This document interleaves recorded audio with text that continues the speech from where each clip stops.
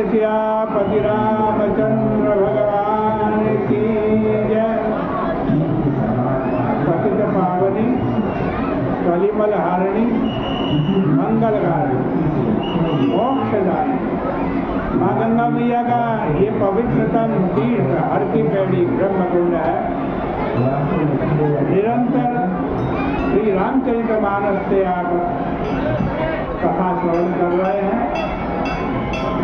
लंका के रणांगण का प्रसंग है। एक तरफ राम जी की वानर सेना खड़ी है, एक तरफ रावण की राक्षसी सेना खड़ी है। हनुमान जी कूद करके लंका के एक ऊंचे टीले पे खड़े हो गए हैं और राक्षसों का संहार कर रहे हैं। उधर अंगद को पता चला कि हनुमान जी वहां पहुंचे हैं और बहुत सारे राक्षस हैं।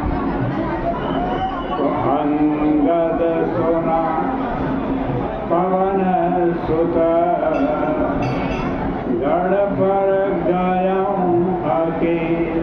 अंगद ने सुना हनुमान जी जो है वो उस गढ़ पर जहाँ पर बहुत सारे राक्षस हैं अकेले चले हैं। अंगद सोना पवन सुत गढ़ पर गए अके। रण बांकुरा बाली सुत कर की चढ़ाई कपिथे। रण बांकुरा बाली सुत कर की चढ़ाई कपिथे। और इतना ही सुना कि राक्षसों से चारों ओर हनुमान जी घिरे हुए हैं। बाली का बेटा जो अंगद है, जो रण बांकुरा है, जैसे बंदर छलांग लगाते हैं, छलांग लगा करके आज उस स्थल पर पहुंच गया यहाँ पर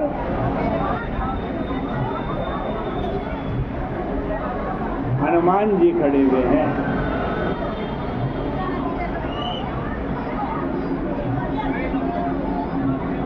श्री राम जय राम जय जय राम। श्री राम जय राम जय जय राम। देखो भगवान राम जी का और लक्ष्मण जी का जोड़ा है।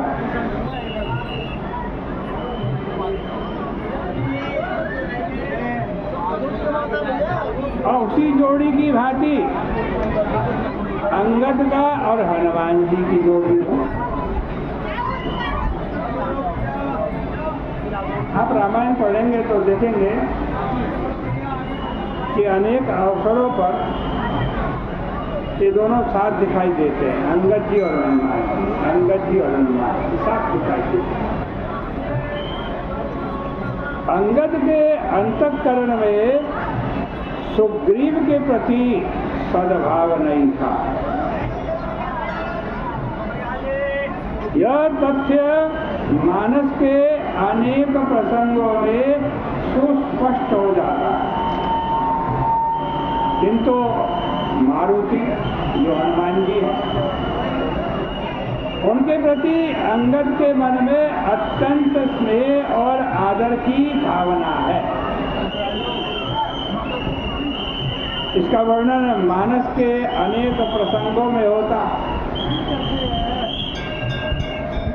यह स्वयं अपने आप में कम विरोधाभास तथ्य नहीं है।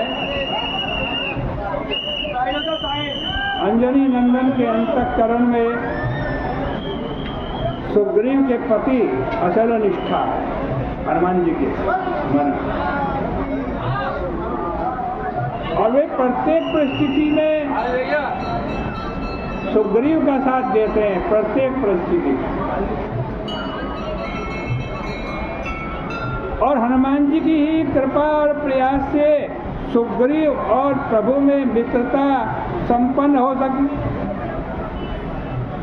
जिसका अंतिम परिणाम बाली वध के रूप में सामने आए।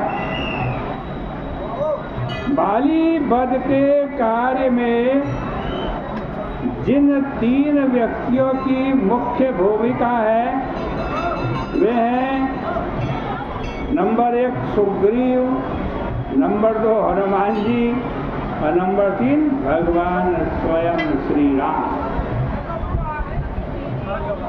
आंजनेय प्रेरक हैं, सुग्रीव निमित्त है और भगवान राम कर्ता। इन तीनों में से 2 के प्रति अंगद के मन में पूर्ण सद्भाव है, एक राम जी के प्रति और एक हनुमान जी के प्रति। सुग्रीव के प्रति उनके अंतःकरण में श्रद्धा का अभाव है। क्यों? उसका मुख्य कारण सुग्रीव की विषय परायणता है। यहाँ भगवान राम और आंजनेय का उज्ज्वल चरित्र अंगद के अंतःकरण में उत्कृष्ट श्रद्धा का सृजन करता है।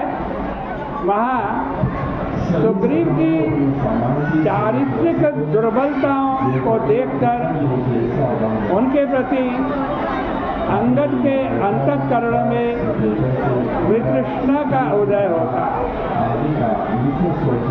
श्री राम को वे साक्षात ईश्वर के रूप में देखते हैं तो पवन नंदन को वे परम भक्त के रूप में प्राप्त करते हैं, किंतु सुग्रीव को वे एक ऐसे रूप में देखते हैं जो अधिकारी न होते हुए भी भगवान और संत की उदारता का लाभ प्राप्त कर रहा था।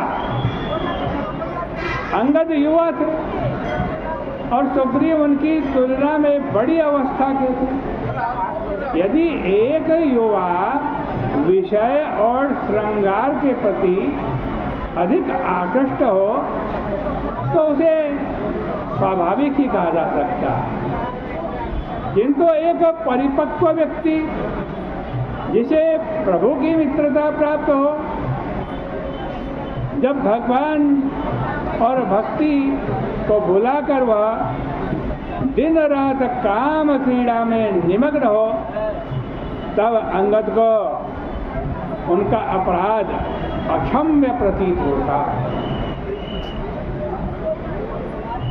ये कोई आश्चर्य की बात नहीं। इसलिए क्रुद्ध रामानुज यानी लक्ष्मण जी जब सुग्रीव को दंड देने के लिए किष्किंधा में पधारे, तब अंगद ने सुग्रीव को क्षमा दिलाने के लिए कोई अभिरुचि नहीं दिखाई। वे केवल नगरवासियों की रक्षा के लिए लक्ष्मण जी के चरणों में आकर के नत होते हैं और उनकी कृपा प्राप्त करने में समर्थ होते हैं। धनुष चढ़ा कहा कब जारी करऊं पुरछा, व्याकुल नगर देखी तब आयऊं बाली कुमार। जब सुग्रीव के ऊपर क्रोध करते हुए लक्ष्मण जी ने अपना धनुष बाण चढ़ा दिया और जारी करूं पुरछार, आज इस नगर को ही जला करके मैं राख बना दूंगा, ऐसा जब लक्ष्मण जी ने कहा तो कौन व्याकुल हुआ? अंगद व्याकुल हुआ। अंगद व्याकुल होकर के लक्ष्मण जी के पास पहुंच गए और चरण नाय सिर विनती कीन, चरण नाय सिर विनती कीन, लक्ष्मण अभय बाहते ही दी। जब उन्होंने लक्ष्मण जी के चरण पकड़ लिए, विनती करने लगे तो अभय प्रदान कर देते हैं लक्ष्मण जी।